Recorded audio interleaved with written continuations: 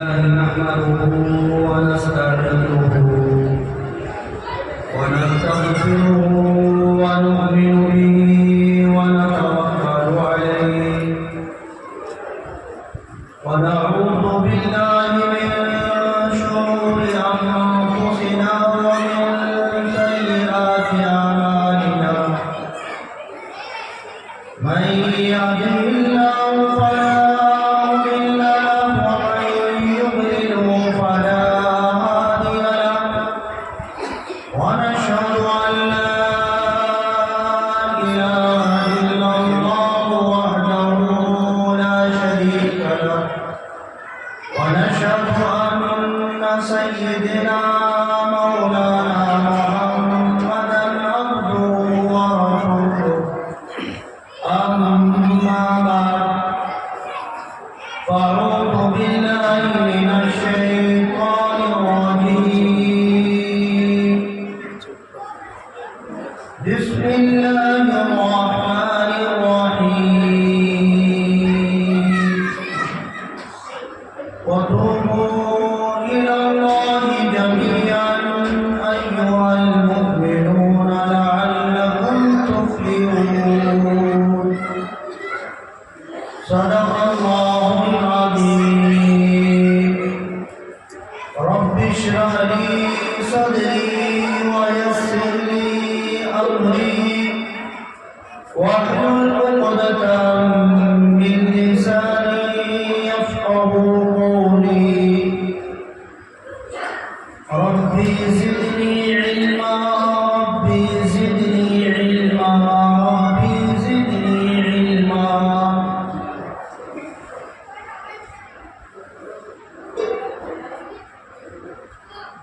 محترم معزز سامعین کرام،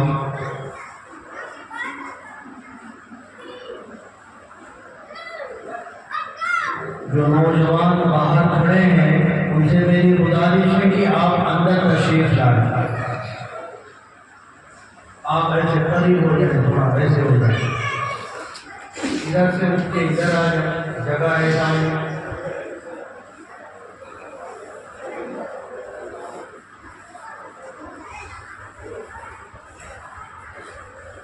الحمدللہ آپ حضرات کو پتہ ہے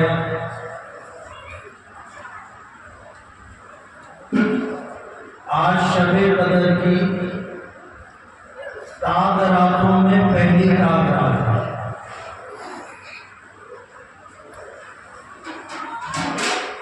حدیث میں آتا ہے اللہ کے نبی صلی اللہ علیہ وسلم نے فرمایا جو مسلمان، جو ایمان والا یہ شب قدر کی رات میں سب سے پہلے کہ اس کا نیت درست ہو، اللہ کو راضی کرنے کے لیے رات میں جاگ کر عبادت کرنے. حدیث میں آیا کہ اللہ تبارک تعالیٰ ایسے لوگوں کی پچھلے گناہوں کو معاف فرما دیتا ہے. اور دوسری حدیث ہے اللہ کے نبی صلی اللہ علیہ وسلم نے فرمایا کہ لوگوں تمہیں پتا ہے، خبر ہے کہ شب قدر جو ہے کون سی رات ہے، کیسی رات ہے. پھر آپ نے فرمایا کہ شب قدر کی عبادت ایسا ہے جیسے 1000 سال کی عبادت کوئی بندہ کرتا ہے تو شب قدر کی عبادت گویا 1000 سال کی عبادت سے افضل اور بہتر قرار دیا گیا. پھر آگے حدیث میں اللہ کے نبی صلی اللہ علیہ وسلم نے فرمایا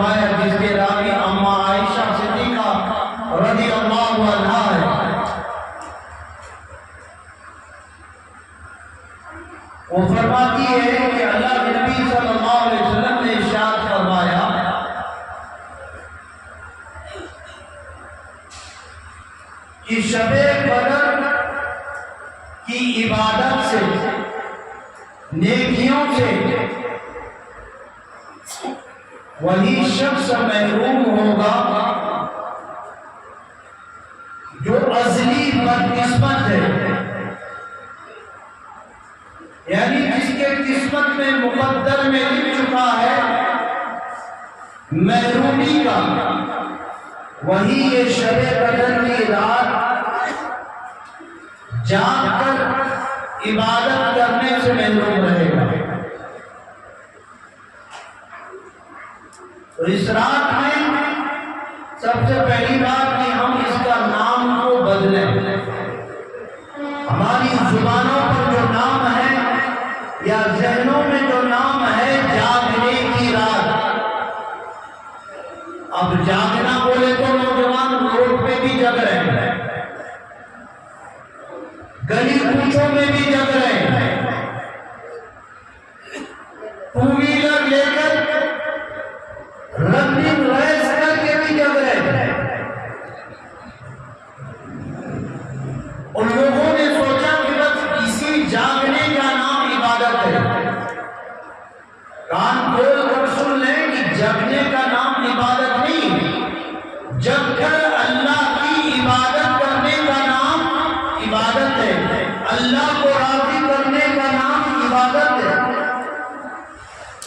جب تک ٹائم کو، وقت کو ضائع کرنا، برباد کرنا، کہ کل قیامت کے دن اللہ پوچھیں گے، سوال کریں گے اور ہمیں اس کا جواب دینا پڑے گا۔ میں نے حدیث بتایا کہ اللہ کے نبی صلی اللہ علیہ وسلم کی حدیث ہے،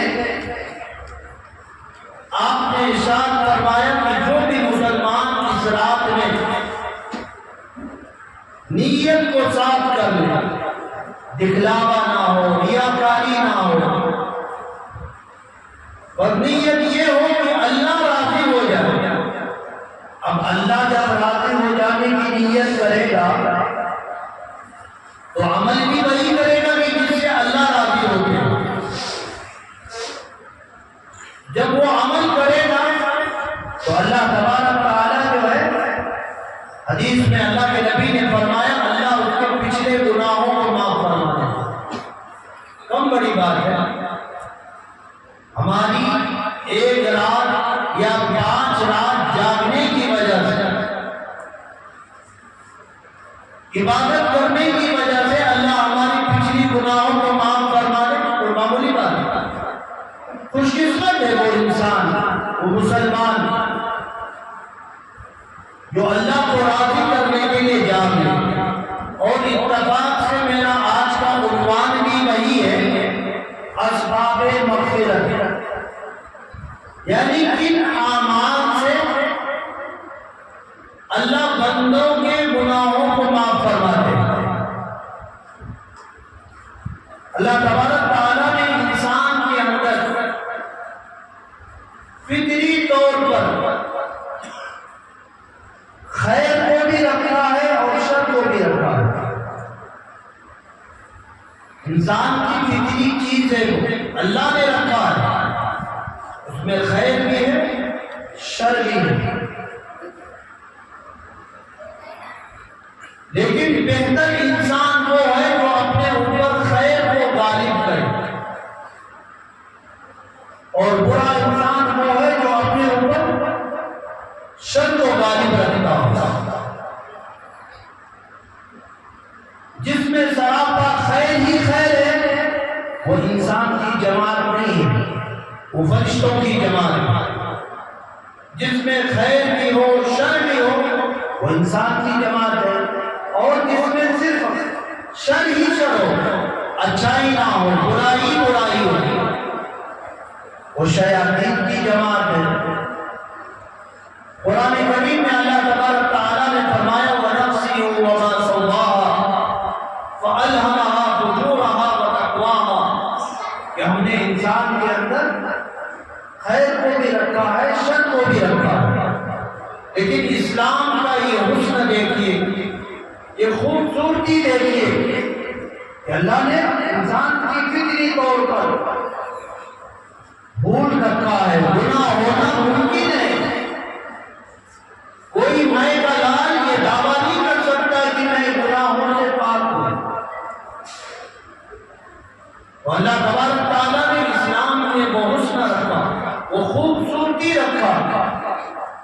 جب مسلمان ایمان والے سے گناہ ہو جائے، بھول چوک ہو جائے، مس ہو جائے، تو اللہ تبارک تعالیٰ نے گناہوں کے معاف کرنے کے دروازے میں رکھے۔ اگر ایک ہی دروازہ رکھتے تو مشکل ہوتا ہمارے لیے، صرف تمہیں اچھائی کرنا ہے، لیکن اللہ نے کہے کہ ہم نے فطری طور پر تمہارے اندر خیر بھی رکھا ہے، شر بھی رکھا ہے۔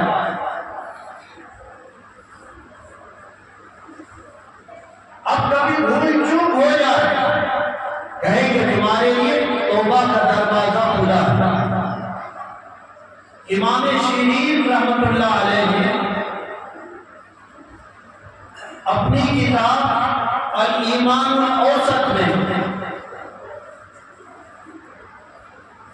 گناہ کے معاف ہونے کے 10 اسباب لکھے۔ کتنے اسباب؟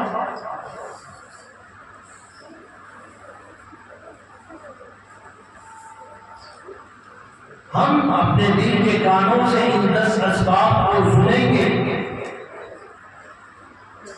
اور کوشش کریں گے اس پر عمل کرنے کی، کریں گے۔ ابھی بھی جو لوگ باہر ہیں، میری گزارش ہے ادمن،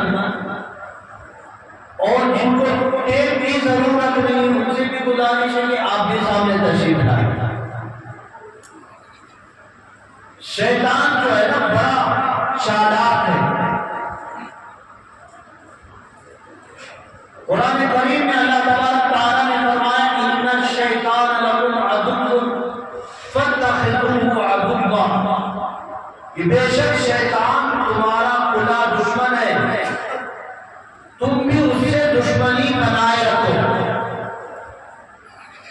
وہ نہیں چاہتا کہ بندہ نیک عمل کر کے اللہ کو راضی کر کے اپنے آپ کو جنت کا مستحق بنا۔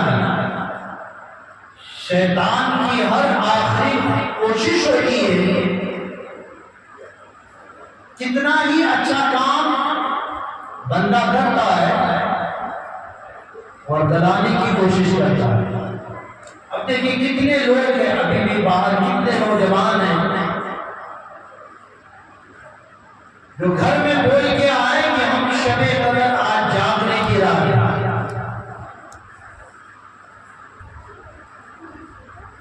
اس نام پر آئے لیکن اس نام پر جڑے نہیں ہیں۔ شیطان بھڑکایا، چلو بعد میں چلے جانا، سن لینا، بات ایسی ہو جائے گی، تیری کا وقت ہو جائے گا، لیکن شیطان اتنے وسوسے ڈالیں گے اس کو 2 رکعت نماز پڑھنے کی بھی توفیق نہیں ہوگی۔ کتنے لوگ ایسے ہیں جو اپنے وقت کو ضائع کر دیتے ہیں۔ میں کہہ رہا تھا کہ اسباب مغفرت کتنے؟ امام شیرین رحمۃ اللہ علیہ نے اپنی کتاب میں لکھے ہیں 10 لکھے۔ میں 10 پہ بات کروں گا تو کم سے کم 10 گھنٹے چاہیے۔ ان میں سے کچھ چیزوں پر بات کروں گا میں، جس سے ہمارے گناہوں کو اللہ تبارک تعالیٰ معاف فرما دے۔ پہلا اسباب جس سے اللہ بندوں کے گناہوں کو معاف فرما دے وہ ہے توبہ۔ وہ کیا ہے؟ توبہ۔ توبہ سے اللہ بندوں کے گناہوں کو کیا کرتے ہیں؟ معاف فرما دیتا ہے۔ قرآن کریم میں اللہ تبارک تعالیٰ نے فرمایا اولئک یبدل اللہ سیئاتہم حسنات، جو انسان سچے دل سے توبہ کرتا ہے، اللہ کے سامنے معافی مانگتا ہے، عزائم کرتا ہے گناہ نہ کرنے کی، اللہ تبارک تعالیٰ جو ہے ان کے گناہوں کو معاف فرما دیتا ہے اور ان کے گناہوں کی جگہ نام اعمال میں اللہ نیکیوں سے تبدیل فرما دیتا ہے۔ گناہ کی جگہ اللہ نیکی لکھ دیتے ہیں۔ اور ایک حدیث میں اللہ کے نبی صلی اللہ علیہ وسلم نے فرمایا کہ جب بندہ توبہ کرتا ہے اللہ کے سامنے تو وہ انسان ایسا ہو جاتا ہے کہ اس نے گناہ کیا ہی نہ ہو. جیسے ماں پیٹ بچہ پیدا ہوتا ہے تو وہ گناہوں سے پاک ہوتا ہے، اس کے نام اعمال میں کوئی گناہ نہیں ہوگی. اسی طرح جب انسان سچے دل سے توبہ کر لے اللہ تبارک تعالیٰ جو ہے اس کے گناہ کو معاف فرما دیتا ہے. قرآن کریم کی دوسری آیت میں اللہ تبارک تعالیٰ نے فرمایا وَتُوبُوا إِلَى اللَّهِ جَمِيعًا أَيُّهَا الْمُؤْمِنُونَ لَعَلَّكُمْ تُفْلِحُونَ. اے ایمان والو تم سب کے سب یہ نہیں کہے اللہ تبارک تعالیٰ نے اے وہ مسلمانوں جو جمعے میں ایک بار حاضری دیتے، یا وہ نہیں کہے اللہ نے اے وہ ایمان والے جو صرف رمضان کے نمازی ہے، یا اللہ یہاں یہ نہیں کہے اے ایمان والے وہ ایمان والے جو صرف عیدگاہ میں حاضری دیتے ہیں یا جنازے میں حاضری ہوتی ہے، بلکہ اللہ نے کہا وَتُوبُوا إِلَى اللَّهِ جَمِيعًا أَيُّهَا الْمُؤْمِنُونَ لَعَلَّكُمْ تُفْلِحُونَ. اے ایمان والو تم سب کے سب فجر وقتہ نمازی، جمعہ کے نمازی، عیدین کے نمازی، نماز جنازہ کی نمازی، تم سب کے سب جو ہے اللہ کے سامنے توبہ کرو. جب تم توبہ کرو گے وَتُوبُوا إِلَى اللَّهِ جَمِيعًا أَيُّهَا الْمُؤْمِنُونَ لَعَلَّكُمْ تُفْلِحُونَ. توبہ کرنے کی وجہ سے اللہ تبارک تعالیٰ تمہیں کامیابی عطا کرے گا، تم فلاح پاؤ گے. فلاح کی میننگ اردو میں لیں گے ہم تو اس کی اردو میں کوئی زبان ہی نہیں، کوئی الفاظ ہی نہیں بنے گا. فلاح اس کو کہتے ہیں جس کے بعد کبھی انسان کو ناکامیابی ہی نہ ملتی، ہمیشہ کے لیے کامیاب ہو جاتا، ہمیشہ اس کی زندگی سے ناکامی ختم ہو جاتی، ہمیشہ کے لیے وہ انسان کامیاب ہو جاتا. تو پہلا اسباب بتایا انہوں نے توبہ.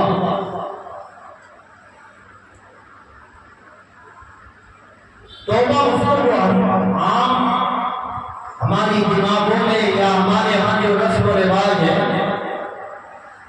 توبہ اس کو نہیں کہتے ہیں. جیسے ہمارے یہاں گھر میں بچے غلطی کر لیں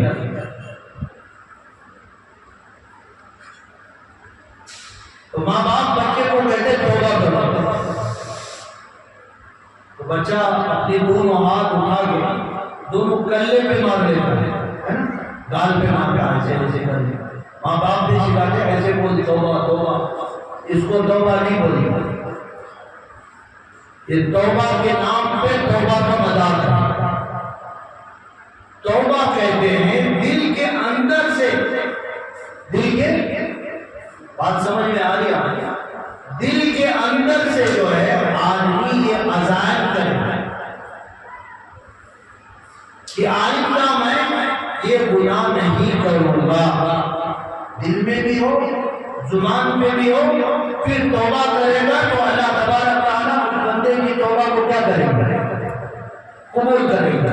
تو اس سے کیا ہوگا؟ توبہ کرنے سے بندوں کے گناہ معاف ہوں گے.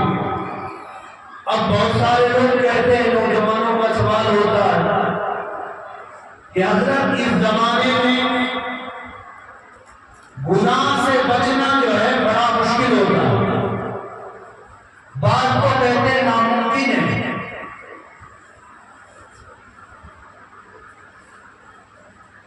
یہ کیسے ہو سکتا ہے کہ ہم گناہ سے بچ جائیں؟ اور صحیح معنی میں آج ہماری جو طرز زندگی ہے، ہماری صبح، ہماری شام، ہماری تجارت، ہمارا چلنا، ہمارا پھرنا، ہمارے کاروبار، صحیح کہتا نوجوان کی بچنا مشکل ہے. صبح اٹھو فجر کی جنازہ نکال کر، ہماری صبح کب ہوتی ہے؟ آج نوجوانوں نے فیشن بنا لیا، کہتا بھی کہ حضرت ہمیں 12 بجے سے پہلے یہ تیری کامیابی نہیں ہے یاد رکھے نوجوان مسلمانوں، بلکہ حدیث میں اللہ کے نبی صلی اللہ علیہ وسلم نے فرمایا قرب قیامت سے پہلے ایک زمانہ آئے گا، ایک فتنہ آئے گا، اور قیامت کی نشانیوں میں سے ایک نشانی یہ ہوگا کہ رات کو لیٹ سونا لوگ فیشن سمجھیں گے۔ آج فیشن بنا لیں گے، صبح کو لیٹ اٹھنا لوگ فیشن بنا لیں گے۔ آج ہمارے مسلمانوں کی، نوجوانوں کی صبح کب ہوتی ہے؟ جب تک سورج کی روشنی اس کے منہ پہ آنکھیاں پہ جب تک نہیں پڑی تب تک اس کی آنکھ نہیں کھلی۔ فجر کی اذان سے غیر ایمان والے صبح کرتے ہیں، گلی کے کتے اٹھ جاتے ہیں، لیکن ہم مسلمانوں کی آنکھیں نہیں کھلی اور مسلمان سوچتا ہے ہم کامیاب ہیں۔ نوجوان آج کہہ رہا کہ ہم گناہ سے کیسے بچیں؟ جدھر دیکھو گناہ کے سیلاب، آج تو گناہ کے ہتھیار کو، آلات کو لے کر ہم تو اپنے ہاتھوں اور جیبوں میں چل رہے ہیں۔ جو موبائل ہے، جتنی اچھی چیز، جتنی کام کی چیز، اس نے انسان کو کتنا برباد کیا معلوم ہے؟ اللہ اکبر، اللہ حفاظت فرمائے۔ حدیث میں اللہ کے نبی صلی اللہ علیہ وسلم نے فرمایا قرب قیامت سے پہلے ایک زمانہ آئے گا، ہر گھر میں ناچ گانے عام ہو جائیں گے۔ یہ نبی کی حدیث ہے، یہ سچ ہوتا رہے گا، لیکن نبی کی حدیث ہر گھر میں کام، لیکن وہاں سے 100 قدم ہم آگے نکلیں گے، فرق نہیں پاتا۔ آج وہ زمانہ آ گیا کہ ہر جیب میں ناچنے گانے کے جو آلات ہے وہ عام ہو گئے۔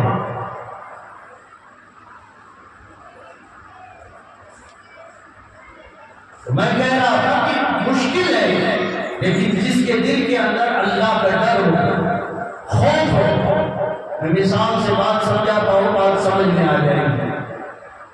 آپ کسی کے گھر میں مہمان بن کر گئے اور گھر والے نے آپ کے سامنے مٹھائی رکھی یا بسکٹ رکھے یا فروٹ رکھے، رکھنے کے ساتھ وہ کہیں گے کہ جو مٹھائی رکھا ہوگا اس میں کسی ایک پیس میں، مٹھائی کی ایک پیس میں جو ہے مس ہو کے زہر گر گیا، لگ گیا، آپ تناول کرنا، آپ کھائیں ڈر ہوگا۔ وہ کہہ رہا کہ ایک پیس میں، لیکن آپ کو ڈر ہے کہ بھائی جس پیس کو میں اٹھا کے کھاؤں ہو سکتا ہو اسی پیس میں ہو۔ کتنا قیمتی مٹھائی ہے، آدمی ہاتھ نہیں لگا، کیوں؟ ایمان، اس کو جان کا ڈر ہے، کوئی کھا لیا تو مس ہو کے وہی مٹھائی میرے منہ میں چلا جائے جس پہ زہر گرا تھا، جان چلی جائے گی میری۔ اسی طرح جو پکا سچا مسلمان ہوگا نا، جس کے دل کے اندر اللہ کا ڈر خوف ہوتا ہے، وہ ڈرتا ہے گناہ سے کہ گناہ ہو جائے گا، ہو سکتا ہے اللہ ایمان سے محروم نہ کرے، اللہ ایمان سے محروم نہ کرے۔ ایک واقعہ یاد آیا مجھے اس وقت، ایک اللہ والے کے بعد ہمارے جیسے ہی اس زمانے کے جیسے نوجوان گئے، کہا حضرت میں بازار میں میرا کاروبار ہے، بازار میں عورتیں آتی ہیں، ان کی لباس تنگ، چہرے کھلے ہوئے،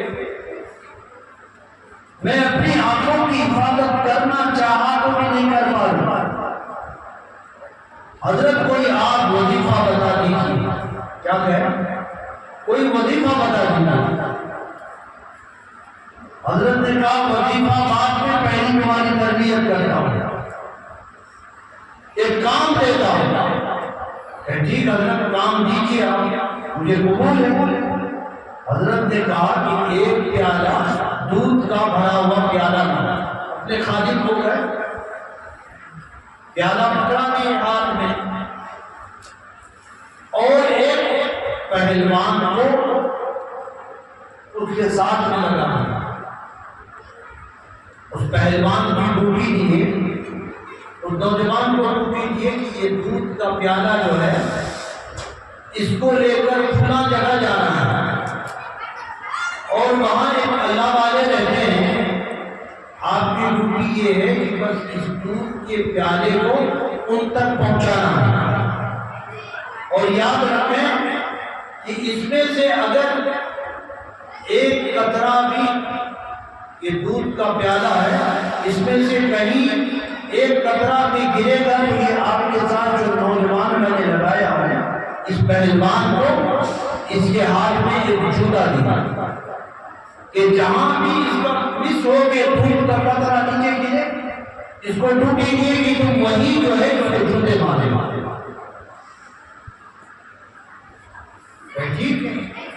اب آدمی دودھ کا پیالہ لیا وہ نوجوان، اور راستہ جو تھا وہ بازار روڈی کے تھا، یعنی جس بازار میں وہ بیمار کرتا تھا اسی بازار ہو کے راستہ تھا اس اللہ والے کے پاس جانے کے لیے۔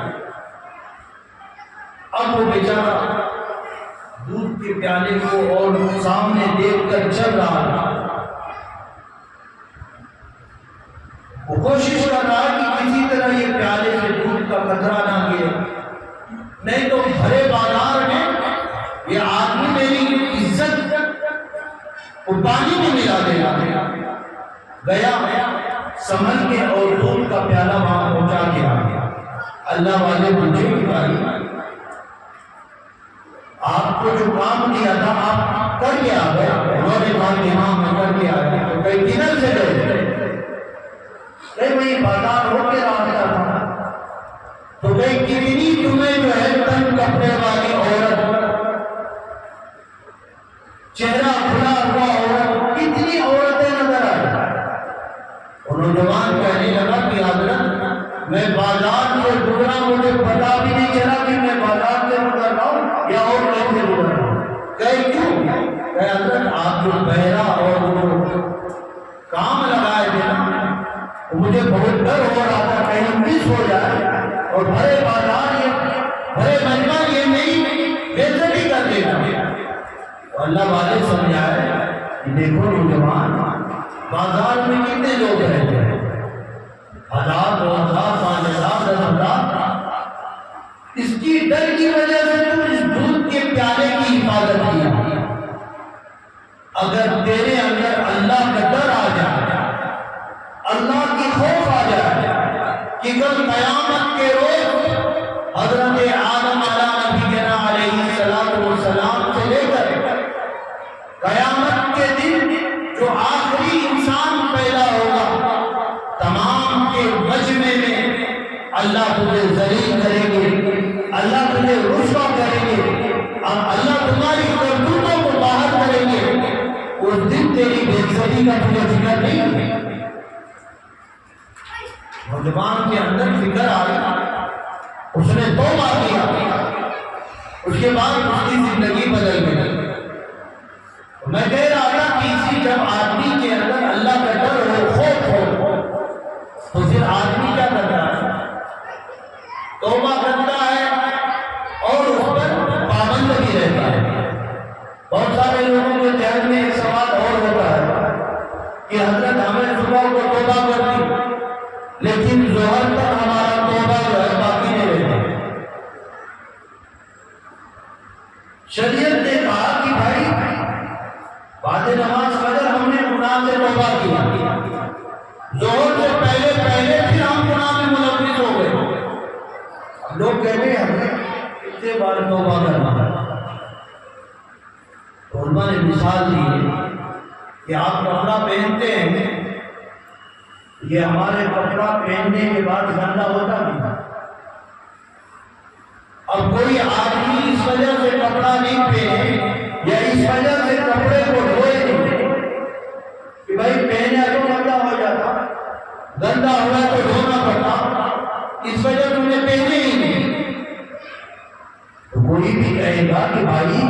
یہ کپڑا جو ہے پہننے کے بعد یہ گندا ہوتا تو لیکن اس کو صاف کرنے کے لیے صابن ہے، صاف کر لے ہم سے پاک ہو جائے گا۔ اسی طریقے سے جو توبہ کرنے والے ہیں توبہ ٹوٹ جائے اس کو گھبرانے کی ضرورت نہیں، پھر توبہ پھر معافی مانگے اللہ جو ہے توبہ کے دروازہ موت سکرات کے جو وقت ہوتا ہے مطلب موت آنے کا جو وقت ہوتا ہے اس وقت تک اللہ تبارک تعالیٰ توبہ کے دروازے کو کھلے رکھتے ہیں۔ پہلا اسباب کیا ہے؟ توبہ کرنا۔ دوسرا اسباب ہے استغفار پڑھنا۔ کیا کرنا؟ استغفار۔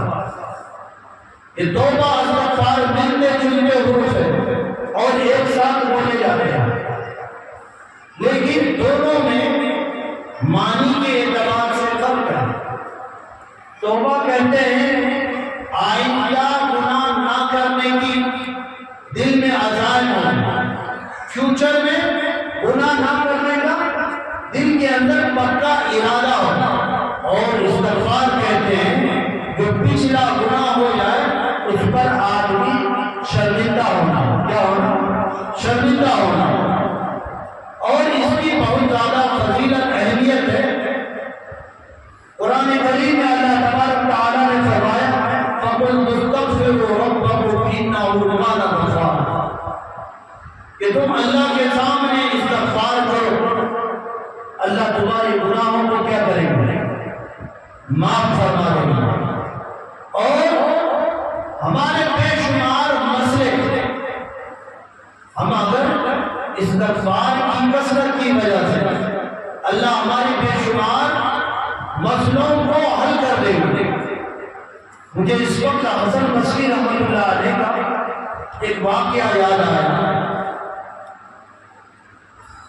کہ حسن بصری رحمۃ اللہ علیہ بیٹھے ہوئے تھے، ان کے پاس ایک نوجوان آیا اور انہوں نے کہا کہ حضرت میں بہت بڑا گناہ گار ہوں، میں گناہ سے بچنا چاہتا ہوں، مجھے آپ کوئی وظیفہ بتا دیں۔ کیا بتا دیں؟ وظیفہ بتا دیں کہ میں اس وظیفے کو پڑھوں گناہ سے بچ جاؤں۔ حضرت نے کہا کہ آپ استغفار کی کثرت کرو۔ وہ چلا گیا۔ پھر ایک آدمی آیا، اس نے کہا کہ حضرت میرے باغات ہیں، کھیت ہے، اس میں پھل لگے ہوئے، بارش نہ ہونے کی وجہ سے میرے وہ پھلدار درخت سوکھ رہے ہیں، آپ کو وظیفہ بتا دیں کہ میں یہ کروں اور اللہ بارش کو بچائے۔ حضرت نے کہا استغفار کی کثرت۔ ایک آدمی پھر آیا، کہنے لگا کہ حضرت مجھے کوئی وظیفہ بتائے، میرے گھر میں اللہ جو ہے بیٹے کی دولت سے محروم کیا، وظیفہ بتا دے۔ حضرت نے کہا استغفار کی کثرت کرو، اللہ بیٹا عطا کرے گا۔ پھر ایک آدمی آیا کہ حضرت میرے بزنس لوس میں چل رہے ہیں، کاروبار میں ترقی نہیں، جدھر جاتا ہوں نہ کامیابی ملتی ہے۔ ایک زمانہ تھا حضرت مٹی چیتا تھا، سونا بنتا تھا، آج سونا چیتا ہوں مٹی بن جاتا ہے۔ آج مسائل ہمارے ساتھ بھی۔ اللہ حضرت نے کہا کہ استغفار کی کثرت۔ پھر ایک آدمی آیا کہ حضرت میں بہت پریشان ہوں، میں بورویل کرنا چاہتا ہوں، آپ جو ہے کوئی وظیفہ بتا دیں کہ میں جو بورویل کروں اس میں میٹھا چشمہ پانی ملے۔ حضرت نے کہا استغفار کی کثرت کرو۔ ایک آدمی سن رہا تھا، جب سب چلے گئے تو وہ آدمی قریب ہوا اور کہا کہ حضرت آپ کو یہ فارمولہ کہاں سے ملا؟ یہ فارمولہ چلا۔ کوئی بھی ڈاکٹر کے پاس مریض جائے، مجھے پیٹ میں درد، وہی کیپسول اٹھا کے دے، کوئی کہے سر میں درد، وہی کیپسول اٹھا کے دے، کوئی کہے پاؤں میں درد، وہی کیپسول اٹھا کے دے، کوئی اور بخار وہی کیپسول اٹھا کے دے، کوئی بھی کہے گا لیکن ڈاکٹر ہے پاگل ہے، کہاں سے مجھے دوائی ملی؟ مریض الگ الگ، پیشنٹ الگ الگ، دوائی ایک ہی دے رہے آپ کو۔ اسی طرح وہ حالت کو پوچھے کیا یہ ضرورت لوگوں کے سوالات الگ الگ ہے، ضروریات الگ الگ ہے، اور سب کو آپ ایک ہی وظیفہ کہہ رہے ہیں استغفار کرو استغفار کرو، کوئی بات نہیں، یہ سمجھ سے باہر کی بات ہے، ہمیں بھی سمجھ میں نہیں آ رہی نا۔ انہوں نے کہا نہیں میری بات نہیں ہے، میری بات نہیں، حضرت آپ تو کہے بھی کہ ہاں میری بات نہیں ہے، قرآن کی بات ہے۔ قرآن میں اللہ نے کہا فَقُلْ تُسْتَغْفِرُوا رَبَّكُمْ إِنَّهُ كَانَ غَفَّارًا، کہ تم استغفار کرو اللہ تمہارے گناہوں کو معاف فرما دے گا۔ وَيُرْسِلِ السَّمَاءَ عَلَيْكُمْ مِدْرَارًا، استغفار کرو اللہ وقت پر بارش کو برسا دے گا۔ وَيُمْدِدْكُمْ بِأَمْوَالٍ، اللہ تمہارے مالوں میں اضافہ کرے گا۔ وَيَجْعَلْ لَكُمْ جَنَّاتٍ، اللہ تمہارے لیے جو ہے تمہارے باغوں کے پھل میں اللہ تبارک تعالیٰ برکت دے گا۔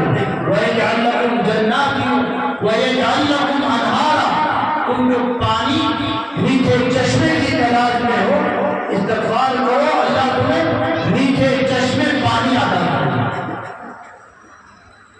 ہمیں کیا چاہیے؟ استغفار کثرت سے کرنا چاہیے۔ استغفار کیا ہے؟ وہ جو استغفر اللہ ربی من کل ذنب وخطیئۃ واتوب الیہ، کہا کہ آدمی دن میں کئی مرتبہ پڑھے، اگر اتنا پورا نہیں پڑھے تو کم سے کم استغفر اللہ کہے، جتنا زیادہ سے زیادہ۔ آپ کو تعجب ہوگا نماز کتنی اہم عبادت ہے، نہیں اہم ہے، بہت اہم ہے۔ اللہ کے نبی صلی اللہ علیہ وسلم نے نماز کی اہمیت کے بارے میں بتایا، قرۃ عینی فی الصلاۃ، میری آنکھوں کے اندر نماز ہے۔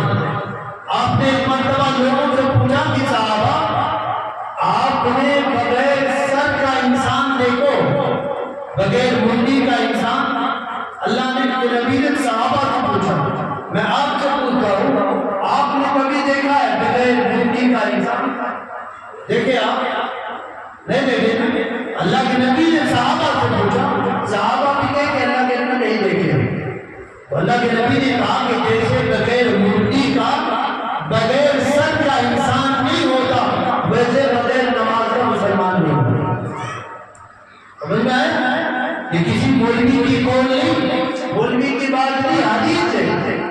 تو نماز کتنی اہم عبادت ہے، لیکن حدیث میں آتا ہے اللہ کے نبی صلی اللہ علیہ وسلم کی عادت، کیا تھی؟ عادت کہ آپ ہر فرض نماز کے بعد ایک بار کہتے ہیں اللہ اکبر، کیا کہتے ہیں؟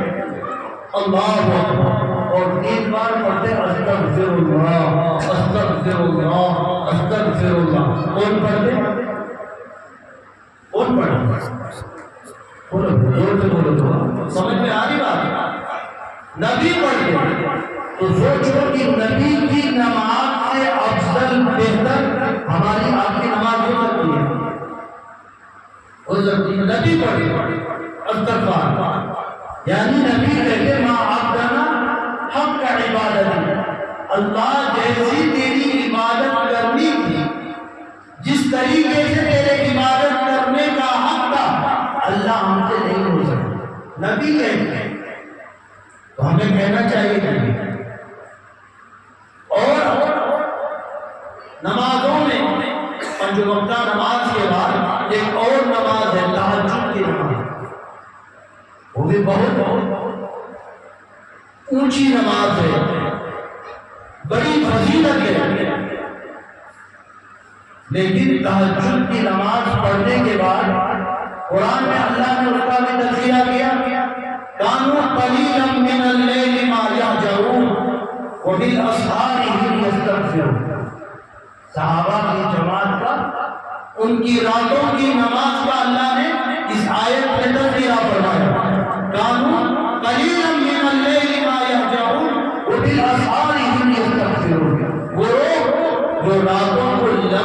لمبی نماز پڑھتے، لمبا قیام ہوتا ان کا، اللہ کے سامنے روتے گر گراتے، رکوع سجود ہوتی، اور صبح کو جب وقت ختم ہوتا كانوا قليلا من الليل ما يهجعون وبالاسحار هم يستغفرون، آخر میں وہ اللہ کے سامنے استغفار کیا پڑھیے؟ تہجد پڑھیے۔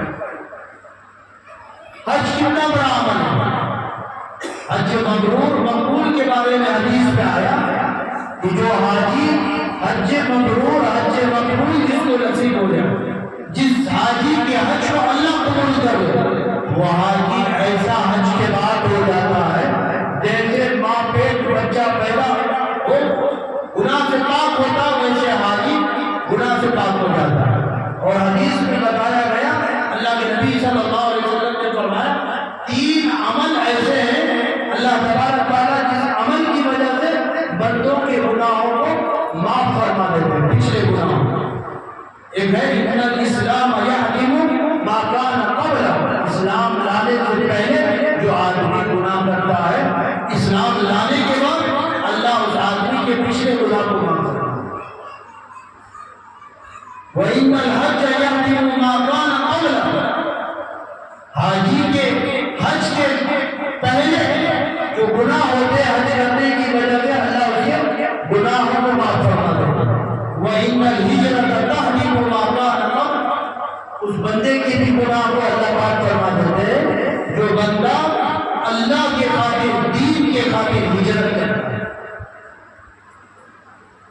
حاجیوں کو بھی اللہ تبارک تعالیٰ مزدلفہ عرفات سے جب منی کی طرف جاتے ہیں، اللہ نے ان کو بھی حکم دیا ثم افیضوا من حیث افاض الناس واستغفروا، کہ اب آپ مزدلفہ عرفات سے منی کی طرف جا رہے ہو، حاجیوں کو حکم کیا جا رہا ہے کہ آپ استغفار کریں۔ نبی کی ذات کتنی پاکیزہ ذات ہے، اللہ کے نبی صلی اللہ علیہ وسلم حدیث میں آتا ہے دن میں 70 مرتبہ سے زیادہ آپ کیا کریں؟ استغفار کریں۔ بعض روایت میں آیا 100 مرتبہ سے زیادہ کیا کہتے ہیں اللہ کے نبی؟ استغفار پڑھا رہا ہے۔ اور آپ کو تعجب ہوگا جب آپ صلی اللہ علیہ وسلم مکہ کو فتح کی، جب آپ نے حجۃ الوداع کے موقع پر 1,24,000 کم و بیش صحابہ کے مجمع کے سامنے آپ نے ایک اعلان فرمایا، لوگوں سے پوچھا آپ نے کیا لوگوں ہم نے جو دین اللہ کی طرف سے مجھے ملا تھا، جو وہ دین آپ تک ہم نے پہنچا دیا؟ اللہ کے نبی تمام صحابہ ایک زبان ہو کر گواہی دی کہ اللہ کے نبی آپ نے پہنچا بھی دیا اور اس کا حق بھی ادا کر دیا۔ تو آپ نے اس وقت آسمان کی طرف شہادت کی انگلی اٹھائی اور آپ نے کہا تھا کہ اللہ گواہ رہنا، جو دین لے کر تو نے بھیجا تھا اس دین کو ہم نے لوگوں تک پہنچا دیا۔ حدیث میں آتا ہے سورہ اذا جاء نصر اللہ والفتح اسی وقت کے بعد نازل ہوئی۔ اس آیت میں اس سورہ میں اللہ کے نبی سے اللہ تبارک تعالیٰ خطاب کر رہے ہیں فَسَبِّحْ بِحَمْدِ رَبِّكَ وَاسْتَغْفِرْ إِنَّهُ كَانَ تَوَّابًا، کہ نبی آپ اللہ کی حمد و ثنا بیان کریں، تقدس بیان کریں، تسبیح بیان کریں اور اللہ کے سامنے استغفار کریں۔ کس کو کہا جا رہا ہے؟ نبی کو فَسَبِّحْ بِحَمْدِ رَبِّكَ وَاسْتَغْفِرْ إِنَّهُ كَانَ تَوَّابًا۔ تو دوسرا عمل کیا ہے جس سے ہمارے گناہ معاف ہوتے ہیں؟ کیا ہے؟ استغفار۔ میں 10 اسباب بتایا، ایک اسباب اور بتا کر بات ختم کر دیتا ہوں، بات لمبی ہو جائے گی، ہے نا۔ تیسرا اسباب ہے، بات سمجھ میں آ رہی آپ کو؟ اور دبے لوگ جو ہے منڈی نیچے کرے تو سن رہے ہیں، میں نے کہا نا شیطان بڑا چالاک ہوتا ہے۔ منڈی نیچے کریں گے، وہ آخر جو ہے آپ کو کیا کرے گا؟ مالش کرے گا، پیٹھ میں ہاتھ پھیرے گا، پھر نیند آئی ہے، پھر کیا ہوگا؟ جیسے ایک جگہ ایک مقولہ یاد آیا مجھے، ایک گاؤں میں جو ہے نا مولوی صاحب گاؤں والے جلسہ رکھے پروگرام، آس پاس کے گاؤں والے جڑے ہوئے، ایسے ہی منڈی نیچے کر کے بیان سن رہے تھے، تو شیطان آپ کو تھکتا ہوتا، آگے لگے مولوی صاحب تھوڑا جوشیلا تھے، کبھی کبھی جو ہے کوئی بات زور سے ہوتی، اس کو جو آنکھ لگتی نا آنکھ کھل جاتی، وہ بات سن لیتا، پھر تھوڑا حضور بولتے تو پھر آنکھ لگتا، پھر جوڑ کے بولتے پھر یہ بھول جاتا۔ یہ کیا کی سنیا گاؤں والے صبح کو گاؤں کو آئے، لوگ ہم پوچھے کیسا پروگرام کا، کیا بیان سنا باتوں، یہ بولا کہ زبردست بیان تھا، کیا بولے بات بول رہا، کیا تم یاد ہے؟ بولے کیا بھی یاد نہیں، لیکن یہ بات یاد ہے مجھے۔ بولے کیا بات؟ بول۔ کہیں کہ حضرت بولے دلی میں، اچھا اور کیا بولے؟ کہ دلی میں ایک بہت اونچا گٹے، اچھا اور کیا سننا ہے بات؟ کتا گٹے۔ حضرت بولے سو کتب، انہیں انگلیوں کو چھوڑ ہوتا نہیں، انہیں کتا سمجھ گیا۔ اس کے بعد حضرت بولے دلی میں ایک اونچا قطب مینار ہے، انہیں انگلیوں کو سنا، اونچا کو تو اونچا سنا ہے، قطب کو کتا سن لیا، مینار کو مارا سن لیا۔ بستی میں آ کے بولا کہ حضرت ایسا بولے دلی میں بہت اونچا ایک کتا مارا گیا ہوگا۔ حضرت بولے دیکھو تم مینار ہے بولے تو ایسا ہو جاتا، کیا کیا کی کنفیوژن، اس وجہ سے تھوڑا ایک کام چھوڑے تو بات سمجھ میں آتی ہے۔ انشاءاللہ میں جلدی بات ختم کر دوں۔ جیسے ہر چیز کا ایک طریقہ ہوتا ہے، آپ کو مجھ سے زیادہ پتا ہے، معلوم ہے نہیں؟ ٹی وی کیسے دیکھنا ہے؟ کوئی کسی گھر میں ٹی وی ایسا سیٹنگ کیا جاتا ہے کہ کچن روم میں ٹی وی لگی ہے اور ہال میں گھر والے بیٹھ کر ریموٹ آن کر کے ٹی وی دیکھیں، ایسا ہوتا ہے؟ بالکل ہال میں صوفہ بھی ایسے سیٹنگ ہوتا کہ بالکل بیٹھنا تو رجوان ٹی وی آن کرے تو برابر ٹی وی کو چھ نظر ہوتا ہے۔ عقل والے نہیں لوگ کہتے ہیں کہ حضرت وہ دیکھ کے تو سمجھ میں آتا ہے، جیسے وہاں کیا صحیح بات ہے، دیکھ کے تو اتنا سمجھ میں آتا، ادھر رات کو لگتا ہے، ادھر صبح اس کے بالوں میں وہ اسٹائل نظر آتا ہے، اس کے پینٹوں میں وہ اسٹائل نظر آتا ہے، اس کے چلن میں وہ اسٹائل نظر آتا ہے۔ کہتے دیکھ کے تو سمجھ میں آتا، سمجھ میں نہیں آتا اس کا غلام بھی بن جاتا ہے۔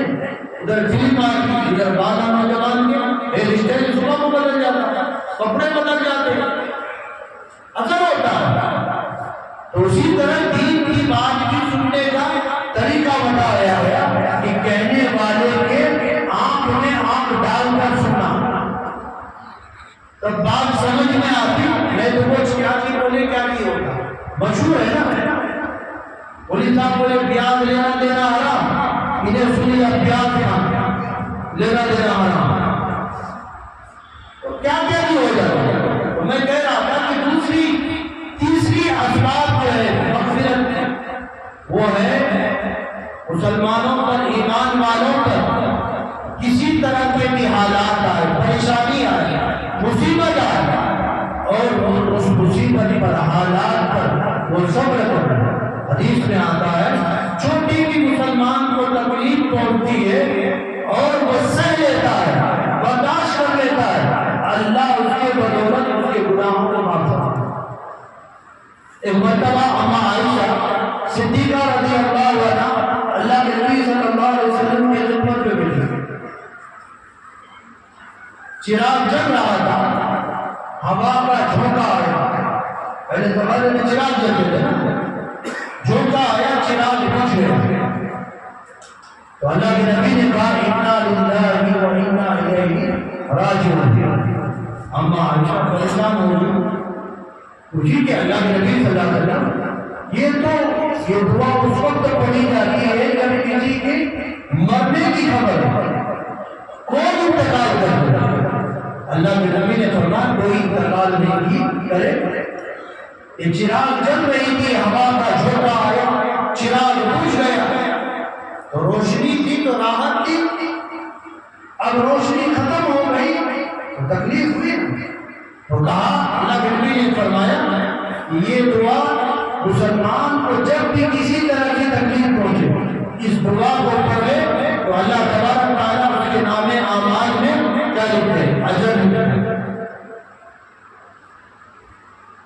حدیث میں علماء کرام نے یہاں تک لکھا جیسے ہمارے کپڑوں میں دو پاکٹ ہوتے, دو جیب ہوتے نہیں. آدمی کی عادت ہوتی ایک جیب میں چیز ڈالنے کی, رکھنے کی, پیسہ رکھنے کی, فون رکھنے کی. سمجھو سیدھے جیب میں, پینٹ میں, جبے میں اس کی عادت ہوتی سیدھے میں رکھنے. ایک روز 20 ہوگی کیا کیا وہ الٹے جیب میں رکھ دیا. اب وضو بنانے کا وضو بنا کے اب اسے گھڑی والے کو گھڑی ہونا, کرچی والے کو کرچی ہونا. اب اس کی عادت تھی سیدھے ہاتھ میں رکھنے کی, سیدھے جیب میں رکھنے. اس دن 20 ہوگی کیا ہوگا الٹے میں رکھنی ہے. حدیث میں آیا کہ وہ بندہ پہلے والی جیب میں سیدھے والے میں ہاتھ ڈالا, عادت تھی ہاتھ ڈالے تو کرچی کے لیے ہاتھ کرچی میں, واچ کے لیے تو نہیں. تو اب جو نہیں ہے وہ ہاتھ ڈالا, وہ جو تھوڑی دیر پریشان ہو رہا نا, بھائی کہاں ہے میری کرچی میں نہیں, میرے پیسے کہاں, بھری کا فون کا, کہ تھوڑی دیر کے لیے چوک جانا, پریشان ہو جانا. بعد میں ہاتھ ڈالا ادھر ہے, لیکن یہ تھوڑی دیر کے لیے جو چوک گیا, پریشان ہوا, کہ یہ چوکنے پر بھی اللہ تبارک و تعالیٰ اس کے نام اعمال کرنے دیتی. کتنا اللہ کا واسطہ ہے. حدیث میں آیا کہ جب کوئی بندہ بیمار پڑ گیا, بیمار پڑ گیا, شدت کی بخار ہو, ٹائیفائڈ ہو, ملیریا ہو, چکن گنیا ہو, تو آدمی کیا کرتا ہے, اس کو جسم کے حصے میں درد, کبھی گھٹنے میں, کبھی کونجی میں درد ہو جاتا ہے. حدیث میں آیا کہ اس درد کی وجہ سے بیمار مسلمان آہ کرتا, اللہ فرشتوں کو کہتے کہ اس کے نام اعمال کو لکھو, سبحان اللہ. کروٹیں بدلتا, اللہ تعالیٰ کہتے ہیں اس کے نام اعمال کو لکھو, یہ مسلم پہ بیٹھ کر تسبیح پڑھتا, اٹھ بیٹھ کر پریشانی جناب شروع ہو جائے, پیٹ میں کچھ نہ ہو تو آدمی کے پیٹ میں جگہ ہوتا, بیٹھے تو بھی سکون نہیں, لیٹے تو بھی سکون نہیں, اٹھ بیٹھ کرنے لگتا ہے. تو حدیث میں آیا کہ اللہ تبارک و تعالیٰ اس کی بے چینی پر اس کے نام اعمال میں فرشتے کو کہتے کہ لکھو کہ یہ بندہ لا الہ الا اللہ پڑھ رہا. کتنے مسلمان سے اللہ محبت کرتے ہیں. حدیث میں آیا کہ جب کوئی آدمی بیمار پڑ جائے, کیا پڑ جائے, بیمار مریض ہو, اس کو چاہیے کہ وہ لا الہ الا انت سبحانک انی کنت من الظالمین, اس کی ورد کرے. اگر ورد کرتا رہا اور اللہ اس کی زندگی رکھی, شفا مل گیا, صحت ملا, تو حدیث میں آیا کہ اللہ تبارک تعالیٰ اس ورد کرنے کی وجہ سے اللہ مسلمان مریض کے پچھلے گناہ کو معاف فرما دے. اور اگر یہ ورد کرتا رہا, زندگی نہیں ہے, موت برحق تھی, موت آ گئی. حدیث میں آیا اللہ شہیدوں کے ساتھ اس بندے کا شمار کرنا. اسی وجہ سے کہا گیا کہ جب عام مسلمان صحت مند انسان کسی بیمار کی عیادت کرے, جو مریض ہو, اس کی خیریت پوچھنے جائے, تو یہ صحت مند کو چاہیے کہ اس بیمار سے درخواست کرے کہ آپ ہمارے لیے دعا کریں. حدیث میں آتا اللہ مریض کی دعاؤں کو زیادہ سنتا ہے, مریض کی دعا کو زیادہ سنتا ہے.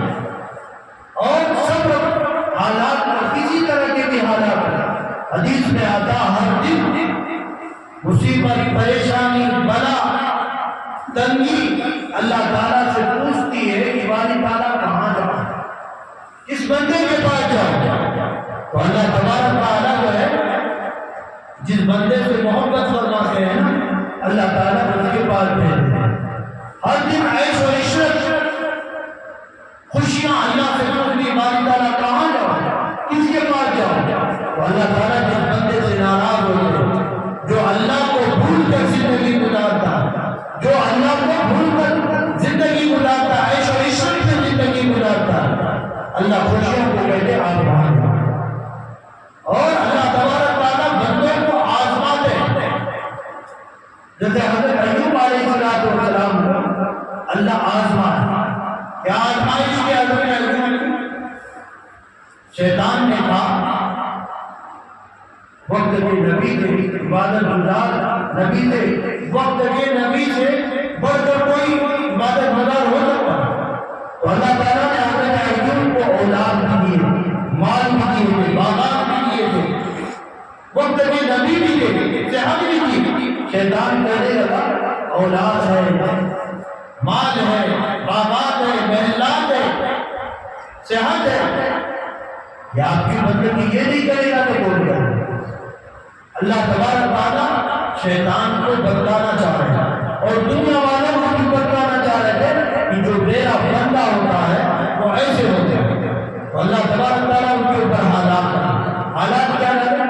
اللہ تبارک تعالیٰ تمام باغات کو ختم کر دیا، اولاد کو اللہ تبارک تعالیٰ موت دے دیا، محلات ختم ہو گئے اور حضرت ایوب کو بیماری میں مبتلا کر دیا۔ حدیث میں آتا ہے چیچک کی بیماری میں حضرت ایوب علیہ السلام کو اللہ مبتلا کر دیا۔ جسم کے زبان اور آنکھ کے علاوہ جسم کا کوئی حصہ نہیں تھا جہاں پہ جو ہے چیچک کے دانے نہ نکلے۔ کتابوں میں لکھا گیا ہے جسم کا کوئی حصہ نہیں تھا اور وہ دانے سڑ گئے تھے، کیڑے پڑ گئے تھے۔ وقت کے نبی اللہ آزمائش کرے۔ کتابوں میں آتا ہے کہ کوئی کیڑا نیچے گر جاتا، حضرت ایوب علیہ السلام اس کیڑے کو اپنے ہاتھ سے اٹھاتے اور اس کو اپنی جگہ پہ رکھتے اور کیڑا سے کہتے اللہ نے تیرا رزق یہاں رکھا تو کہاں جا۔ شیطان بڑا چالاک، میں نے کہا شیطان بڑا چالاک، ان الشیطان لکم عدو فاتخذوہ عدوا۔ اللہ نے اعلان کیا یہ تمہارا بھی دشمن، یہ میرا بھی دشمن، تم اس سے دشمنی بنائے رکھتے۔ شیطان بڑا چالاک تھا، اس نے کہا اتنے حالات پر بھی یہ آدمی اللہ کا شکر گزار ہے، عبادتیں کر رہا ہے، اللہ کی ناشکری نہیں کر رہا ہے۔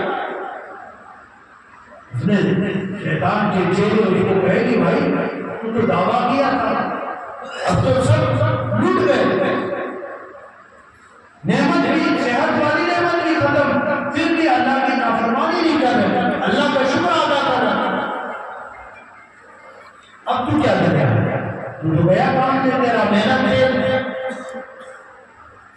شیطان جو ہے اس کے ذہن میں بات آئی کہ وہ کام کیا جائے جو ہم نے حضرت آدم سے کروایا تھا، مس کروایا تھا، بھول کروایا تھا۔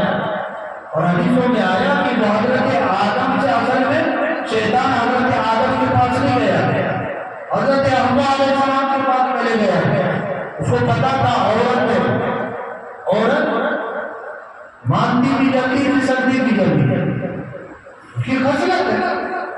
یہ وہاں گیا تو اس نے قسمیں کھایا، اللہ نے اس کے قسموں کا تذکرہ فرمایا شیطان کی، وقاسمہما، حوا علیہ السلام کے ساتھ اس نے قسمیں کھایا کہ میں جو کہہ رہا ہوں صحیح کہہ رہا ہوں، میں دھوکہ نہیں دیتا۔ پھر جب حضرت حوا تھوڑا مان گئے، آدم کے پاس گئے، ان کے پاس بھی قسمیں کھایا اور اتنا چکما دیا اس نے حضرت آدم علیہ السلام سے کہا کہ آپ اگر ایک درخت کا پھل کھا لیں گے تو آپ کو جنت کی جو نعمتیں ہیں نا اس میں اور اضافہ ہوگا. ہمیشہ ہمیشہ کے لیے آپ یہاں رہنا. آدم کو نہیں چھوڑا, ہم نہ چھوڑا ہوں. مسجد میں بٹھا کے بھی گناہ کروانا نہیں کروانا. تو اس نے کہا کہ دیکھو جب اللہ نے پھل کھانے سے منع کیا تھا آپ خدا درخت کے پاس تھا, میں اس درخت کا پھل کھانے نہیں کہہ رہا ہوں, اس جیسا یہ دوسری درخت کا پھل کھاؤ. اس نے دھوکہ دیا تو پھر اس نے سوچا کہ اسی طرح ایوب کو تو دھوکہ نہیں دے سکتے ہم, میرا چاند نہیں چل سکا, وہاں ہار گیا, چلو اس کو بیوی کے پاس گیا. یہ جو ہے لمبی داڑھی, شیطان کوئی بھی شکل اپنا سکتا ہے, چوٹی بن سکتا, بکرا بن سکتا, کچھ بھی بن سکتا ہو. ایک انسان کی شکل میں ہو, لمبی داڑھی, چوبا, ایک لکڑی لے لیا. اور حضرت ایوب علیہ السلام کی بیوی جو ہے ضرورت کے لیے باہر گئی, گھر کے کھانا بنانے کے لیے لکڑی, کوئی ضرورت کے لیے راستے میں سلام کیا. اچھا مسلمان بن گیا, مسلمان جیسا بن گیا, مسلمان بن. اس نے کہا کہ تمہارے شوہر پریشان, یہ حالات, میں حکیم ہوں, میں کیا ہوں حکیم, میں علاج کر سکتا ہوں. تو ہر بیوی یہ سوچتی نا دماغ شوہر کے لیے علاج ہو جائے, یہ بھی سوچے کہ علاج ہو جائے, بہتر ہے کہ بتائیے کیا دوا, اس کی قیمت کیا ہوگی. تو شیطان کہا, وہ حکیم صاحب شیطان جو بنا تھا, اس نے کہا کہ قیمت کیا دینی چاہیے. ہمارے یہاں کا ایک رول سے اصول ہے. کیا اصول بولے تو اصول یہ ہے کہ میں دوا دینے کے بعد جو ہے جیسے تو اپنے عرش کے رب کو سجدہ کرتی ہے نا, ویسے ہی میرے سامنے ایک بار سجدہ کرنا. یہ چھوٹے کا کیا اصول, پیسے کسی کیا دیا. وقت کے نبی کی بھی خواہش کو تھی کہ شوہر کا علاج ہو جائے. ایک دو دن نہیں, کتابوں میں آیا حضرت ایوب علیہ السلام اس مرد میں 18 سال بیمار. کتنے سال؟ 18 سال. ہم آپ ہوتے تو کیا ہو گیا, کتنے شیرے کے ہو گئے. 18 سال. اب 18 سال بیمار ہو, گھر کی بیوی چاہے گی نا میرا شوہر صحت مند ہو جائے, بیماری سے صحت مل جائے. انہوں نے کہا بھائی ایک کام کرتی ہوں, میں اپنے شوہر سے پوچھ کے آگے تب بتاؤں گا. بیوی گئے, جا کر معاملہ سنایا. تو حضرت ایوب علیہ السلام جو ہے غصے سے لال ہو گئے, پہچان گئے. ان کو غصہ آیا بیوی پر کہ تو نے کیوں اتنا ٹائم لیا کہ میں شوہر کو پوچھ کے آگے تب بتاتی ہوں. تجھے وقت کیوں نہیں لاہور والا کنواں پڑی, تو نے کیوں نہیں کہیں مردود منود, میں اللہ کے علاوہ کسی کو سزا نہیں کرے. بس حضرت ایوب علیہ السلام کو غصہ آیا. انہوں نے غصے میں کہا اللہ اگر مجھے صحت دے دے تو میں تجھے 100 کوڑے ماروں گا. اتنے بڑے بات ہو گئی ختم. اب صحت ملے گی تب. حضرت ایوب علیہ السلام ایک روز ہاتھ اٹھائے, اللہ تعالیٰ سے دعا کرنے لگے, کہنے لگے اللہ صحت بھی تیری ایک نعمت, بیماری بھی تیری ایک نعمت. تو جس حال میں رکھا ہے یہ 17-18 سال گزر گئے, اللہ 100 سال کی اس حالت میں رکھے گا تو میں تیرا بندہ, میں تیری ناشکری نہیں کرتا, میں اس حالت میں. اللہ کو یہ الفاظ حضرت ایوب علیہ السلام کے بہت پسند آئے. اللہ نے پھر بیماری کو ختم کر دی, صحت دے دی, تمام چیزیں واپس آ گئی. لیکن اللہ تبارک تعالیٰ کی عادت, اللہ اپنے بندوں سے کتنا زیادہ محبت کرتے ہیں. دیکھو جب حضرت ایوب علیہ السلام صحت یاب ہو تو ان کی بیوی پر اللہ کو رحم آیا. 100 کوڑے انہوں نے قسم کھائے تھے, 100 کوڑے.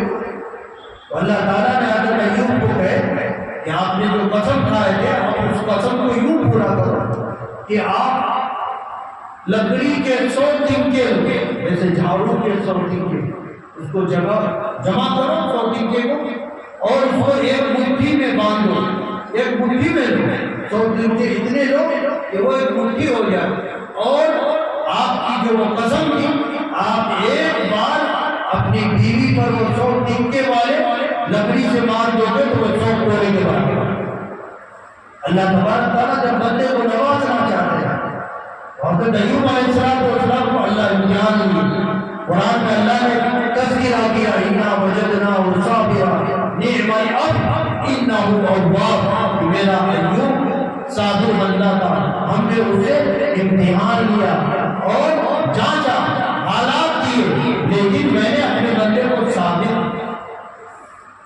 اللہ کا ناشکری نہیں پایا۔ تو کہا گیا کہ جب بندے پر حالات آئے اور حالات پر وہ صبر کرے تو اس کی وجہ سے اللہ کیا کرتے ہیں؟ بندوں کے گناہوں کو معاف فرما دیتے ہیں۔ حضرت ایوب علیہ السلام جب صحت یاب آ گئے ہو گئے تو کسی اللہ والے کا قول ہے حدیث شریف، انہوں نے نقل کیا کہ حضرت ایوب کو جب صحت نہیں، لوگوں نے پوچھا کہ وہ زمانہ بہتر تھا یا صحت یابی والا زمانہ بہتر تھا؟ پھر انہوں نے وہی کہا صحت بھی نعمت، بیماری بھی نعمت، لیکن اس وقت جب میں بیمار تھا تو ہر صبح کو اللہ ایک بار میری عیادت کرے، مجھ سے پوچھتے کہ ایوب کیا حال ہے، وہ پوچھنے کا جو لذت مزہ ہوتا اللہ پوچھتے نا تو صبح تک میری پریشانی اور شام میں ایک بار اللہ پوچھتے میرے ایوب کیا حال ہے، تو صبح تک میری جو پریشانی معمولی چچک کے دانے میں سڑ گئے، اس میں کیڑے لگے،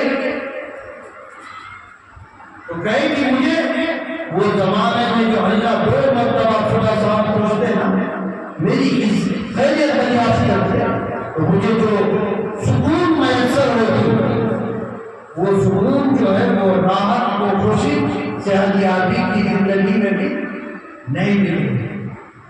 وقت ہو رہا ہے تو اللہ تبارک تعالیٰ کو یہ بات بہت پسند ہے۔ اللہ کیا کن کن چیزوں سے گناہ کو معاف کرتے ہیں؟ توبہ سے، استغفار سے، اور مسلمانوں پر جو بھی حالات ہیں، پریشانیاں ہیں، اس پر وہ کیا کرتے ہیں؟ صبر کرتے ہیں۔ آپ کو تعجب ہوگا حدیث میں ہے کہ ابھی میدان عدل قائم نہیں ہوگا، اللہ تبارک تعالیٰ اعلان فرمائیں،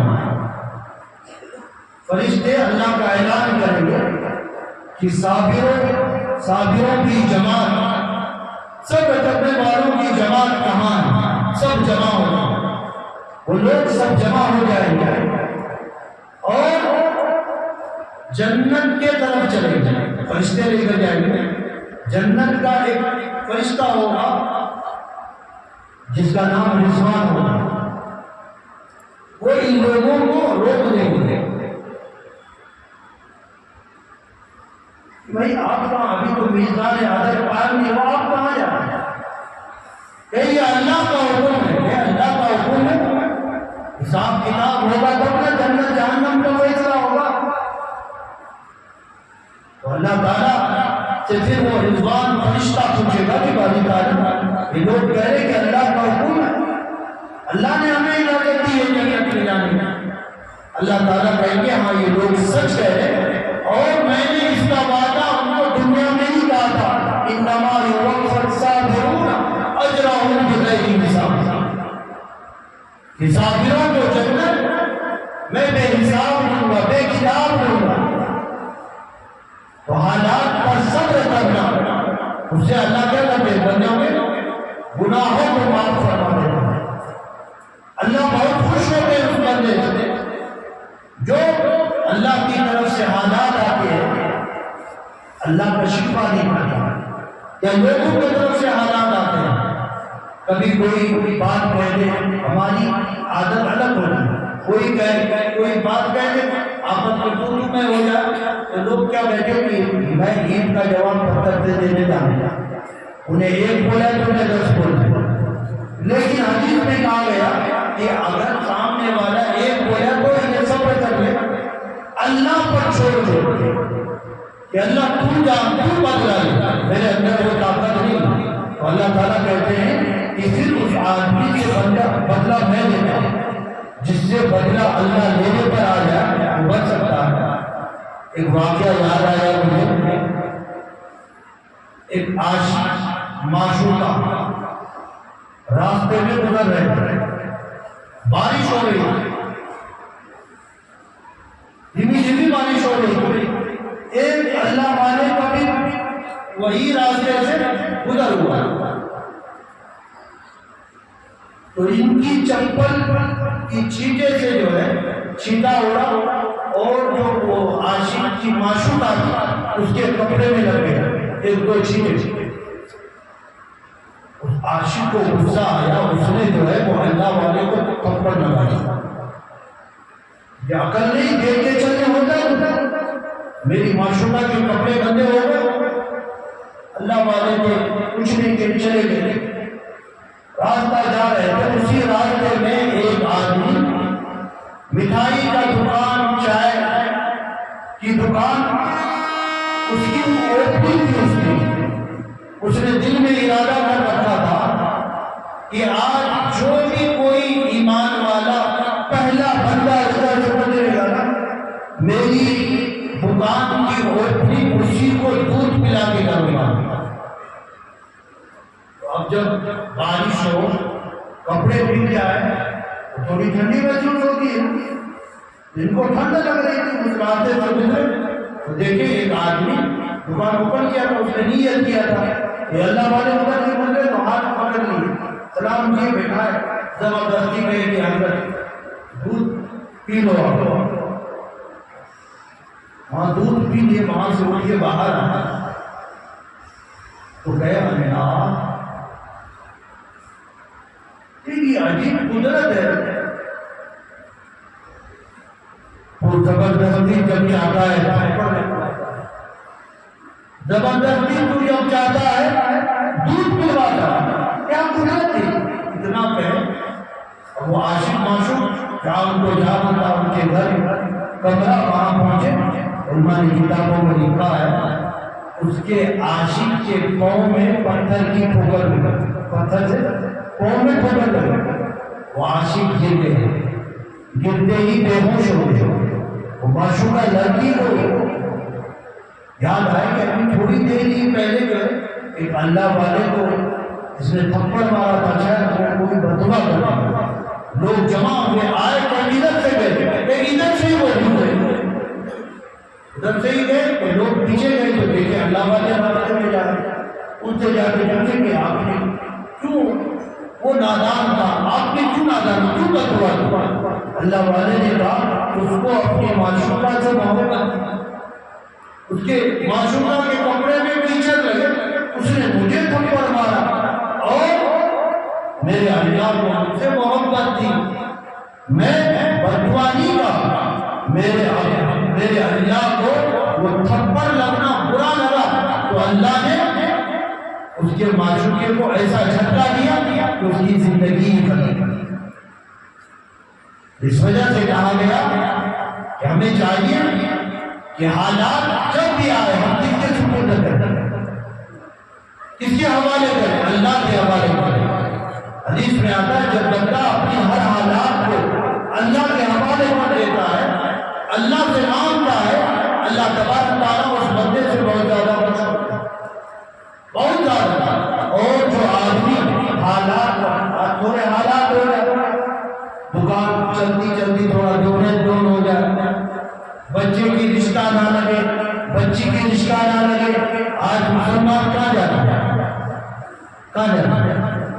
عورتیں ہماری سب سے زیادہ عاملوں کے پاس، ایمان کے ڈاکٹروں کے پاس، ایمان کا سونا کر رہا ہے نا، وہ کہتا ہے کہ کالی مرغی لاؤ، اس کے خون اس کو ذبح کریں گے، اس کے خون سے تعویذ لکھیں گے، بکرا لاؤ، ایمان کا۔ اب سوچو وہ ہماری کیا نفع ہمیں پہنچائے گا، جس کی زندگی کی گاڑی ہمارے جانے سے چلتی ہے، وہ ہماری زندگی کی گاڑی کا چلائے گا، وہ تو انتظار کرے تھا کہ کوئی آئے بکرا بنا، جو ہمیں بکرا بنانے کی فکر کر رہا وہ ہماری زندگی میں نفع نقصان کیسے پہنچا سکتا؟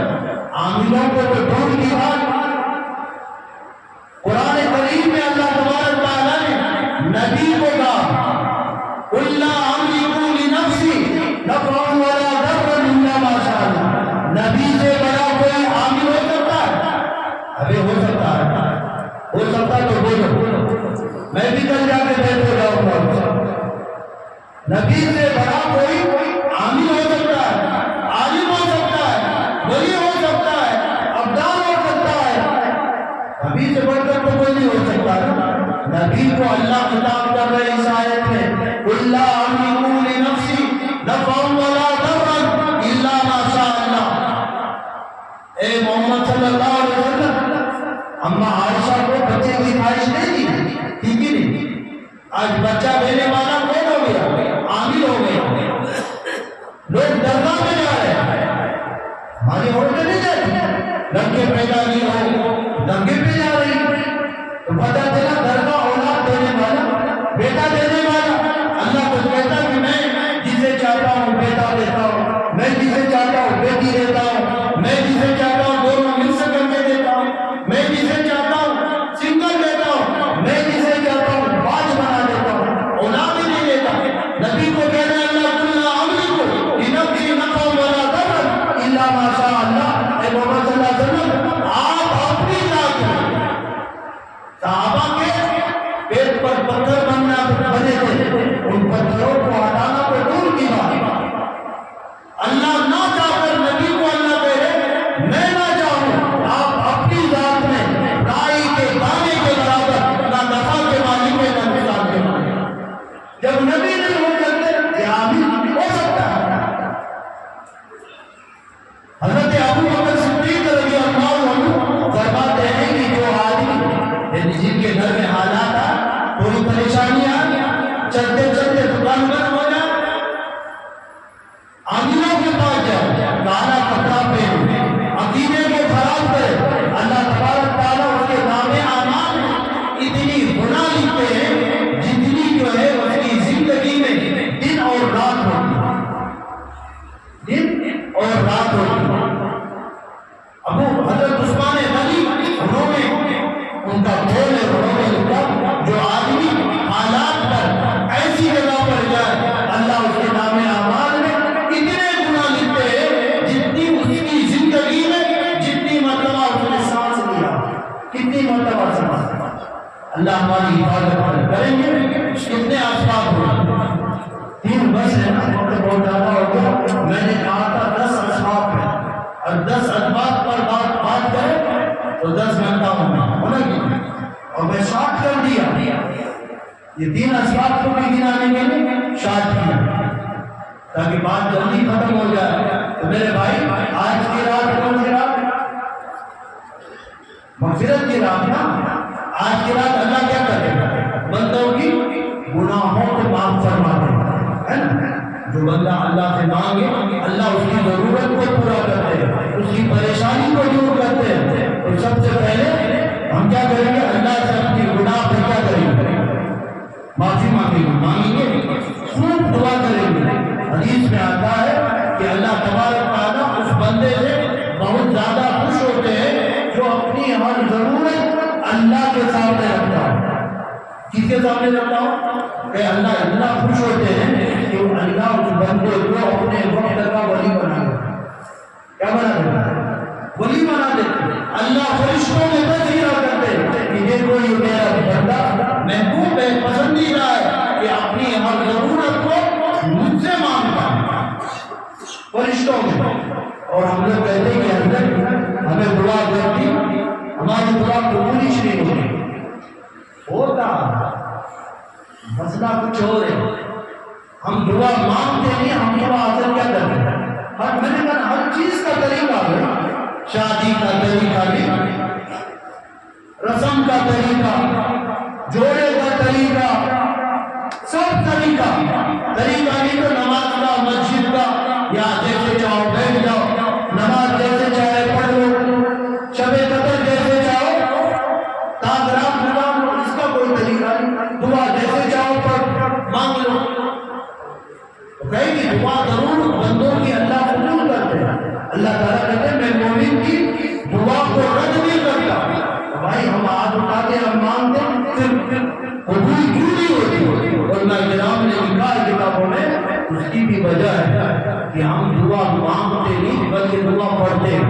کیا کرتے ربنا آتنا ربنا ظلمنا ربنا لا تزغ قلوبنا، یوں کرے بعد میں پوچھو کہ بھائی وہ کرے نہیں کیا مانگے ہو نہیں کیا بھی ربنا آتنا لا الہ الا انت، کیا وہ پڑھے تو کیا اس کا میننگ کیا مانگے؟ مانگنے والے کو پتہ نہیں کیا مانگے، دینے والے کو کیا پتا ہوگا اس کی کیا ضرورت ہے، کیا مانگنا؟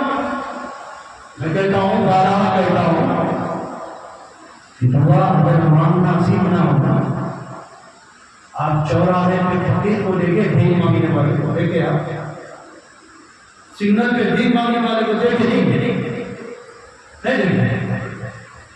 میں کہتا ہوں اگر اللہ سے مانگنا سیکھنا ہو مسلمان، ایک بھیک مانگنے والے سے جا کر سیکھنا، ایک بھیک مانگنے والا سر سے لے کر پیر تک بھکاری بنا لیتا ہے، اس کے کپڑے، اس کے ہاتھ پھیلانے کے انداز، اس کے چلنے کا انداز، اس کے بولنے کا انداز، سر سے لے کر پیر تک انہیں بھکاری نہ کرتا ہے نا؟ پھر کتنا بخیل کنجوس مکنجوس رہا تو نہیں دینے والا، اس کی عاجزی انکساری وہ دیکھ کر جو ہے نہیں دینے والا بھی دیتا تو اللہ تعالیٰ کہتے ہیں میں 70 ماہ سے زیادہ محبت کرنے والا، میں بندوں کی دعا کو رد نہیں کرنے والا، تو اللہ دیتا نہیں دیتا، اللہ دیتا ہمیں لینے نہیں آتا، تو انشاءاللہ ہم مانگیں گے اللہ کے یقین کے ساتھ۔ کیا مانگیں گے؟ سب سے پہلے اپنے گناہوں سے ہم توبہ کریں گے، پھر مانگیں گے۔ حدیث میں آیا کہ 4 بندے بدقسمت ایسے ہیں جو اس رات کو بھی اللہ کی دعاؤں کو قبول نہیں کرتے۔ ایک حسد ہے، حسد کرنے والا، جلن کو دوسرے کے امپرومنٹ میں امپروو ہو رہا تو انہیں محنت کر رہا انہیں پیٹ میں جلن ہوتی تو اس کی یہ کوئی معمولی بات نہیں، یہ گناہ ہے۔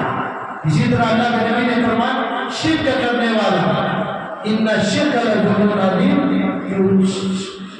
مشرک کی بھی اللہ انہیں سر نیچے پاؤں اوپر کرنے دو گی، اللہ اس کی دعا کو قبول نہیں کرے، کیونکہ اللہ نے قرآن میں اعلان کیا شرک بولے تو کیا جنگل کا ایک بہت بڑا جانور، شرک بولے تو جنگل کا بہت بڑا جانور، وہ نمبے شرک بولے تو اللہ کی ذات میں صفات میں کسی کو شیر کرنا، شریک کرنا، اللہ جیسا، جیسے مسلمانوں کے ساتھوں کے عقائد ہے نا، جیسے میں نے ابھی بتایا عاملہ کے پاس جا اللہ کہتے ہیں نفع کا مالک میں، نقصان کا مالک میں، اللہ کہتے رزق تنگ میں کرتا ہوں۔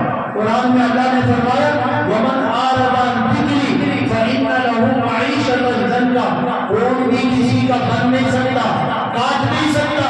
اللہ تعالیٰ کہتے میں میری زمین کی وسعت کے باوجود، اللہ کی زمین چھوٹی وسعت ہے، عریض ہے، اللہ تعالیٰ کہتے رزق کے دروازے اللہ کے گن نہیں سکتے۔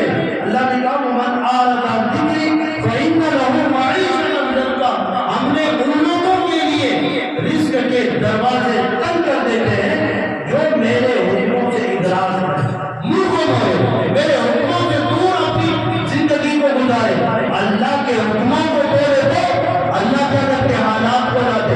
قرآن کریم کی دوسری آیت میں اللہ نے فرمایا وما اصابکم من مصیبت فبما کسبت ایدیکم ویعفو عن کثیر۔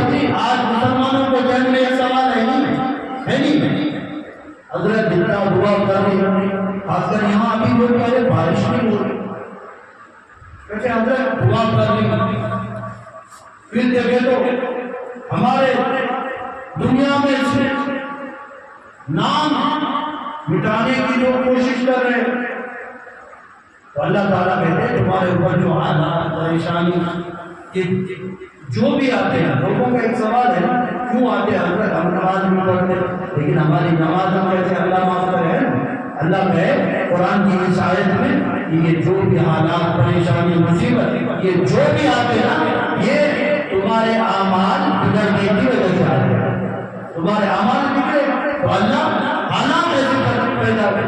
کہتے ہیں کہ بارش کا موسم پھر بھی اللہ بارش کو نہیں برسا. بندہ کہتا اللہ میرے حالات کو دے, اللہ تعالیٰ کہتے تیرے اعمال کو دے. پہلے اعمال کو دے, تیرے اعمال کتنے خراب ہیں. آج ہمارے اعمال کتنے خراب ہیں. ابھی رمضان کے بعد وہ 26ویں میں ایک نام آیا ختم, اس کا نام کا کیا اثر پڑتا میں پہلے مانتا نہیں تھا, یقین نہیں ہوتا تھا, لیکن میں لوٹ کر آیا. ہمارے حضرت بولتے نام اچھا رکھو, نام کا اثر پڑتا ہوگا. مجھے سمجھ میں پڑنے کے دور میں آتا نہیں, لیکن اب سمجھ میں آئے کہ نام کا کتنا بڑا اثر پڑتا ہے. نام دیے ختم, ختم کے بعد اب مسلمانوں میں نمازہ ختم, اللہ کے حکمات ختم کر کے دکھا دینا. اس کے بعد دوسرے دن مسجد 10 صف فل, ختم کے بعد دیکھو اندر فل باہر 2 صف, انگلی میں گن سکتے, آدمیوں کو بھی گن سکتے. تو اللہ تعالیٰ ہم تمام کی حفاظت کرے, اور ہمیں اللہ سے سب سے پہلے ہم جو ہے اللہ سے اپنے گناہوں سے توبہ کریں گے, پھر جو ہے یہ کام اور کریں گے. کیا کام کریں گے؟ یہ رات خالی ایسا بیان نہیں, صاحب آپ کو بیان کرتا ہے, آپ کو بس سنیے جاگ کر ہوگا نہیں تاغرا جلد بولتے تاغرا جاگنے کا تاغرا. میرے بھائی کچھ کام کرو اللہ کے بعد, کیا کرو, کم سے کم 2 رکعت صلاۃ التوبہ کی نفل نماز پڑھیں گے, یا وہ کو دعا ہوتے ہی چلے گئے. اس کے بعد جو ہے کم سے کم 12 رکعت تہجد کی نماز ہے, وقت تو شروع ہو چکا ہے. نماز پڑھ لو, تہجد 12 پڑھو, 8 پڑھو, 6 پڑھو, 4 پڑھو. اللہ جتنی طاقت دیا اٹھنے میں اتنی نماز پڑھو, اللہ اتنا نوازے کریں گے. اور دوسرا کام یہ کرو, جیسے عشاء جماعت سے پڑھے ہوئے فجر میں بھی اللہ کے واسطے شب قدر کو چاند کو اللہ پہ احسان نہیں کرے, ہے نا. گھر لوگ یہ سمجھتے احسان کریں گے چاند, صبح کو کیا تو ہو جاتے, گھر والے اٹھا اٹھا کو کم ہو جاتے, انہیں اٹھنے کا نام لیتا نہیں. کئی بولے وہ رات میں جب کو اجمان آیا تو حدیث میں آیا کہ جو شخص عشاء کی نماز جماعت سے پڑھے, فجر کی نماز جماعت سے پڑھے, عشاء پڑھے آدھی رات ثواب ملتے, فجر پڑھے پوری رات اللہ کیا کرتے ثواب ملتے. پڑھے کہ یہ کام کر کو جائیں گے یا دعا ہوتے مانگے کریں گے.